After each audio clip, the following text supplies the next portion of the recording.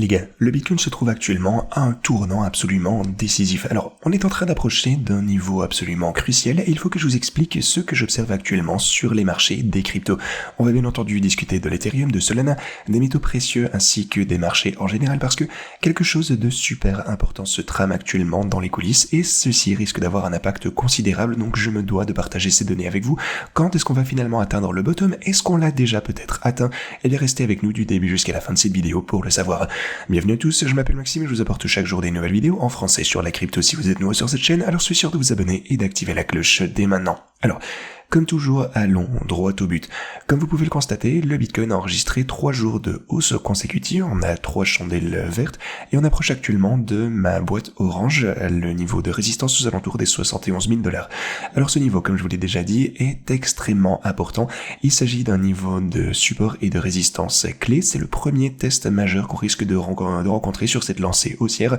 Comme vous pouvez le constater, on a tenté de le franchir à de multiples reprises, à 1, 2, 3 et 4 reprises. Finalement, on a échoué et les bears ont repris le contrôle. On observe un nouveau pullback donc du Bitcoin, suivi par contre d'un rebond, donc peut-être pour une nouvelle tentative. Le point positif, c'est que dans le rebond actuel, si vous regardez ce bottom, on est au moins plus haut que le précédent. Donc on n'a pas replongé pour tester à nouveau les creux précédents. Donc ça, c'est déjà un signal un petit peu haussier. Cependant, il faudra maintenant observer une confirmation de cette tendance. Il faudra constater une progression durable et pouvoir franchir cette zone orange. Donc tant qu'on n'aura pas dépassé cette résistance, je resterai toujours prudent au court terme, tout comme je l'ai été précédemment lorsqu'on n'a pas réussi à franchir les niveaux de résistance qu'on avait ici plus haut, à savoir encore une fois les moyennes mobiles que vous avez juste ici et qu'on analysait pendant des semaines. Donc en résumé, mon scénario de base actuel, c'est que sur le long terme, je pense toujours que ce niveau reste intéressant pour accumuler au plus long terme. Si vous comptez holder bien entendu, cependant au court terme, tant qu'on n'est pas au-dessus des niveaux de résistance plus importants, une chute, un rejet pourrait encore potentiellement se dessiner à l'avenir. Alors, est-ce que je pense que ici, les 59 000 $ ont réalisé le bottom, en tout cas temporairement? Eh bien, je pense qu'il y a de fortes chances que ce soit le cas, mais je n'exclus pas une phase de consolidation latérale cependant, avec une éventuelle reprise haussière en fin d'année. Donc voilà, peut-être que malheureusement ce sera encore une grosse capitulation temporelle avec beaucoup de personnes qui abandonnent en pensant qu'il ne va rien se passer. Donc voilà, donc ce niveau n'est pas franchi. Si vous envisagez un trade au court terme, je pense qu'il est plus judicieux au minimum d'attendre un breakout, une percée, afin de revenir pour confirmer ce support. En effet, pour un trade au court terme, ça ne représente qu'une variation de 2% de dépasser ce niveau, mais d'un point de vue technique, ces 2% peuvent faire une énorme différence si on confirme une percée au niveau de ce support. Donc il suffit de franchir cette zone, donc simplement d'abandonner ces 2%, et à partir de ce point, une fois qu'on sera au-dessus, il sera plus judicieux d'un point de vue risque-récompense de profiter de cette hausse, même au court terme. Donc voilà. Pour le moment, mes stratégies de trading restent inchangées. Je vous ai dit que j'allais continuer et surtout reprendre le trading manuel, mais voilà. J'espère, pour le coup, j'espère pas. Vu le marché actuel, je suis de toute façon certain que ça va marcher, mais j'attends juste qu'on constate une nouvelle percée à la hausse et une nouvelle poussée pour que les cours puissent se stabiliser et que le trading puisse reprendre à nouveau pour revenir dans la range de trading. Mais voilà. Pour le moment, j'attends simplement le prochain signal important. Soit on va avoir un rejet ici, soit une hausse à partir de ce niveau et on pourra trader en fonction. Quoi qu'il en soit, je vous tiendrai au courant. Pour le moment, je maintiens mes stratégies ouvertes et j'attends de voir quel sera le prochain mouvement décisif du côté du Bitcoin. Est-ce qu'on va avoir un rejet, un pullback à partir de la zone orange ou est-ce qu'on risque finalement de pouvoir progresser de ces 2%, confirmer ce support et puis connaître une hausse plus marquée? Ça, ce sont les deux scénarios que j'envisage actuellement et j'attends un petit peu de voir lequel des deux ce sera avant de trader. Si vous envisagez une opportunité au court terme, il est plus judicieux, je pense, d'attendre que le Bitcoin dépasse la prochaine résistance. Voilà. J'espère que cette analyse est pertinente pour vous en termes de trading au court terme. Évidemment, je vous ai dit qu'on allait privilégier le trading au court terme sur cette chaîne, donc restez à l'affût, ça va arriver très bientôt. Bref.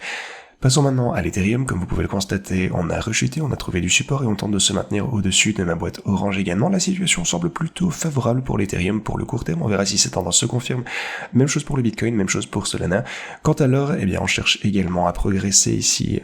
On va voir lundi, demain, si on va pouvoir monter un petit peu plus haut sur les marchés à terme, si cette tendance haussière peut se poursuivre. Même constat du côté de l'argent. Est-ce qu'on va assister à une poursuite de ce rebond? Pour le coup, il n'a pas l'air extrêmement prometteur, mais voilà, rien de particulièrement bien marqué ici, mais voilà, on verra bien. Je crois davantage en l'or que l'argent, comme vous le savez. Et sinon, du côté du S&P 500, on reste toujours à un niveau extrêmement élevé. Cependant, eh bien, on a 2 chandelles rouges ici, avant de voir la clôture ce vendredi. Donc on verra à l'ouverture des marchés à terme si la tendance se confirme. Peut-être qu'on va amorcer une consolidation, peut-être une poursuite de la hausse après, ou on risque d'assister à un retournement progressif à la baisse. Donc ça va être quelque chose d'important à suivre et qui risque également d'impacter le marché des crypto-monnaies. D'ailleurs, j'ai quelques graphiques importants à vous montrer à ce sujet, et par ailleurs, quelque chose que j'ai jugé important aussi, c'est qu'on a la publication du compte rendu de la réunion FOMC mercredi, et ça devrait engendrer énormément de volatilité. Donc, dans mes vidéos précédentes, eh bien, je vous avais mis en garde contre la volatilité qu'on attendait d'ici les 72 heures à venir. Maintenant, eh bien, étant donné que, comme je vous disais, la tendance se confirme, si ce sera à la hausse ou à la baisse, bon, c'est déjà un bon signe. Mais voilà, quoi qu'il en soit, on verra bien si ça va pouvoir se poursuivre. D'autres éléments, par contre, ont perturbé le marché. Par exemple, Garrett Jean, vous connaissez cette fameuse whale, cet investisseur insider, eh bien, il a transféré et vendu des quantités incroyables d'Ethereum et de Bitcoin dernièrement. Il a vendu pour l'équivalent de 543 millions de dollars en Ethereum, et ça, c'est assez surprenant quand on sait déjà qu'il y a très peu, il détenait des centaines de millions de dollars en Ethereum en position longue. Alors, pourquoi a-t-il changé d'avis? Ensuite, donc, il a liquidé cette position à perte et vendu pour 350 millions de dollars en Bitcoin également. Et ça, bien entendu, ça a semé la panique sur le marché. Et en plus de ça, ce qui est assez notable, c'est qu'il a agi un samedi, un week-end où la liquidité est assez faible. Et surtout, il sait très bien que ce genre de mouvement risque d'avoir un impact plus important sur le prix. Donc, il est vraiment crucial de comprendre que cet investisseur, dont on ignore encore les activités sur les plateformes d'échange centralisées, est en train de transférer ses positions sur Binance, majoritairement pour les vendre, et il sait très bien que ça va influencer le marché.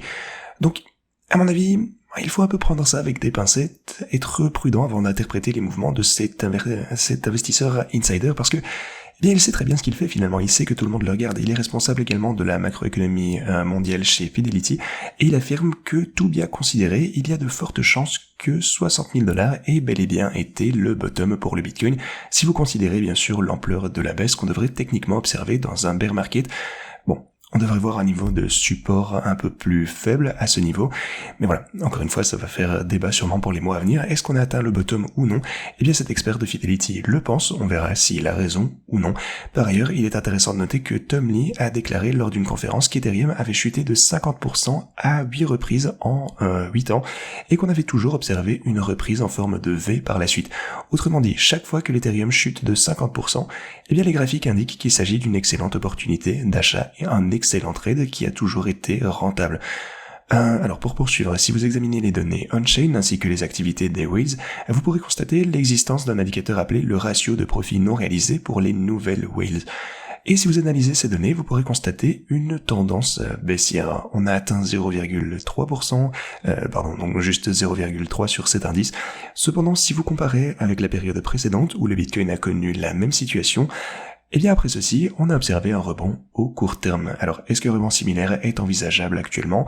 Eh bien c'est possible, mais ensuite, le Bitcoin pour le coup a encore chuté, affichant un prix légèrement inférieur avant de finalement reconnaître une pump plus durable. Donc il est important de noter que cet indicateur concerne surtout les nouveaux investisseurs importants, donc ce sont les whales qui ont été nouvellement formés, et de plus il faut également garder en tête que les ETF qui, à mon avis, eh bien, ont en quelque peu faussé ces données on-chain, ne vont pas vraiment refléter cette tendance, parce que tout le Bitcoin qui est dans les ETF n'est pas reflété dans les données on-chain, donc voilà. En tout cas, on a un point de données incomplet certes, mais qui suggère tout de même un répit au court terme, suivi potentiellement d'une nouvelle rechute, avant de finalement voir la remontée finale. Voilà, gardez ça à l'esprit, encore une fois je vous apporte les données bearish, les données bullish, les données neutres, et vous faites votre propre avis. De plus, comme je l'ai mentionné récemment, le Bitcoin a peine à décoller actuellement, et c'est surtout en raison des nombreux niveaux de résistance et de la forte pression vendeuse qui se manifeste à chaque rebond au court terme. Tout le monde en profite pour en sortir avec un prix un petit peu plus avantageux et attendre plus de chutes. Aussi, si vous observez la performance du Bitcoin au moyen terme, la situation actuelle est en fait tout à fait conforme à la tendance qu'on a généralement. Ça suggère une légère rechute du Bitcoin disons environ les 50 prochains jours, et ça laisse présager encore une fois une période de 300 jours supplémentaires. En théorie, on devrait atteindre un bottom vers la fin de cette année, avant d'assister à une nouvelle impulsion haussière. Bon. Malheureusement, ces dernières années et celles-ci potentiellement n'ont pas été trépidantes, mais c'est ce que prédit Benjamin Cohen. Bon, pour le coup, je ne partage pas forcément son avis. Je suis convaincu que le Bitcoin possède le potentiel nécessaire et il doit simplement faire ses preuves.